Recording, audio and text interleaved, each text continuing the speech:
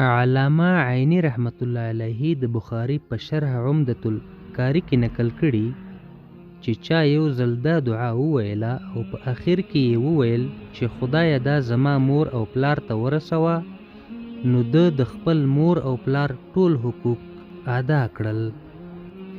چې دعا په لاندې ډول ده: الحمد لله رب العالمين رب السماوات ورب الأرض رب العالمين وله الكبرياء في السماوات والأرض وهو العزيز الحكيم.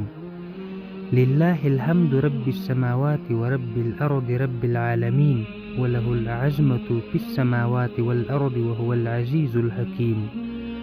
هو الملك رب السماوات ورب الأرض رب العالمين وله النور في السماوات والأرض وهو العزيز الحكيم. عمدة القاري څلورم ټوک 490 صفحه.